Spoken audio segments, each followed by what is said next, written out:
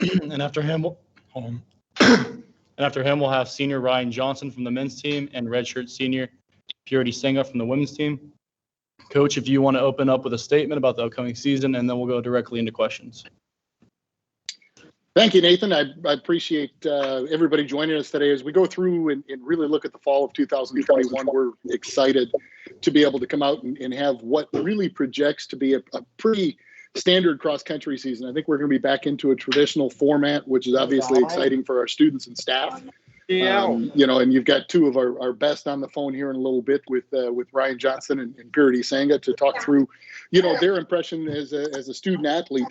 And as we work through from a coaching staff perspective, obviously a big shift is to be able to have Eric Hines on staff, and Eric is going to be here and be able to, be in full force as we continue to roll through the fall. I think that's going to be, a noticeable difference as we continue to move forward into our cross country season. As certainly his background is outstanding in the sport, but also, he's just a great, well-rounded assistant coach to have on staff. So I'm really looking forward to seeing the program move forward as the fall comes around. Hey, Dale, it's Jody Dimling. With as far as getting back to normal, is your schedule kind of the same? And you always seem like you go a lot of the same events. Do you anticipate going back to most of those? Knock on wood that nothing changes between now and when you start. Yeah, I think if we look at the schedule right now, we're going to open up with our traditional Tennessee duel down at the University of Tennessee in Knoxville. That will be in early September and really give us an opportunity to see where everybody's at as we come back off of summer training and our summer break. The group has had a couple of months away since the outdoor track season finished, and the Tennessee duel will really be a good opportunity for us just to see where we're at and to build a plan from there moving forward that'll put us in great position for the postseason. After that, I had a meeting yesterday with the Louisville Sports Commission, and it's really exciting to know that the Live and Lou Classic is back in full mode as well. I think we're going to be, reaching the capacity of 125 teams really soon. So that's going to be a full event out in early October at Tom Sawyer Park. And then the switch up this year, and one that I'm really excited about, is that we're going to make a trip down to Texas A&M, go down to College Station for the Arturo Barrios Invitational, which will give us some exposure to more of the kind of the South Central teams, and should allow us an opportunity to compete against some really good teams from outside of our geographic region. And then when we come back, obviously, that's when we start getting ready for Halloween weekend, and the ACC championships are hosted up at Notre Dame this year. So really easy trip for cross country. And the Southeast Regional is probably the biggest change. Last year, obviously, the NCAA canceled the regional cross country races that we were going to host actually at Tom Sawyer Park. This year, we'll just make the short drive over to Lexington as they'll host the Southeast Regional. So we're excited to be back in a traditional scoring situation where points will be accumulated, is historically, using the historical system rather than kind of an ad hoc system that got put together for last year. Coach, you got 15 newcomers coming in this year. When we look at the combined rosters, just talk about some of the things that going through the first time they see Tom Sawyer, some of the other things that they see when they get on campus. That's a big class coming in for you. It is. When you talk about 15 newcomers, and in the greater program, in the track and field program as a whole, we have 32 newcomers.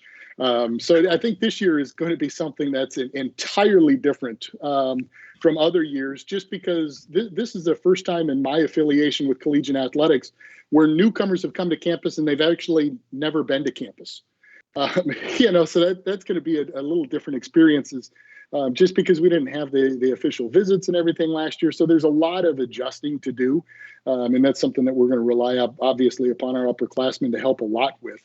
But 15 newcomers in the cross country group really means that our depth is in a much greater position than we've seen in the past. And we're really going to be searching early on for those newcomers that can rise into the top 10 and play significant role as the season develops into late October and early November. Yeah, the expectation? You talked a little bit about Ryan and Purity. You do have some other runners coming back. What do you kind of see as far as your expectations with what the returning runners that you have that will be competing in cross country? Jody, I think we'll be in a great position to make significant progress from the last fall. I mean, last year, if you look at the men's side, realistically, by the time we got to the championship season, we were worn down. We were missing a number of our front three in the postseason on the men's side.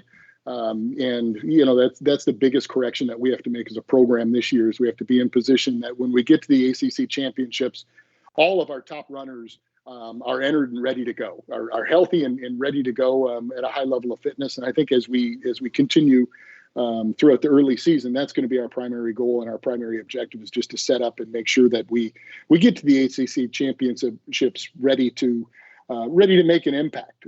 So I definitely believe that our men can grow and be into a position where they're at least in the middle third of the league.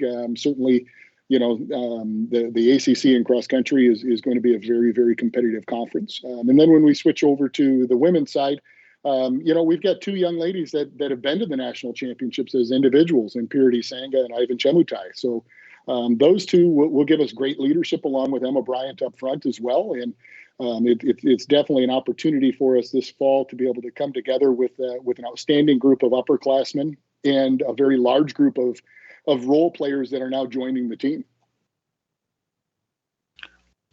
When you're out on the trail, Coach, of bringing in prospective student athletes and stuff, just what does the magnificence and the lure of them being able to run at a Tom Sawyer playing in your recruiting pitch? Well, I think it's a very large part because we're able to use 6 or 7 parks really on a consistent basis, whether we talk about Tom Sawyer, whether we talk about Cherokee, whether we talk about Bernheim, whether we talk about any of the local parks, even crossing over into southern Indiana now. You look at the development of the parks and the trails in southern Indiana in the last 5 years, and that's been tremendous. So there's so many different places that we can get to quickly from campus without going all the way out towards the parklands. That's in the parklands. I mean, I think you could train out there for days without running the same ground if you really chose.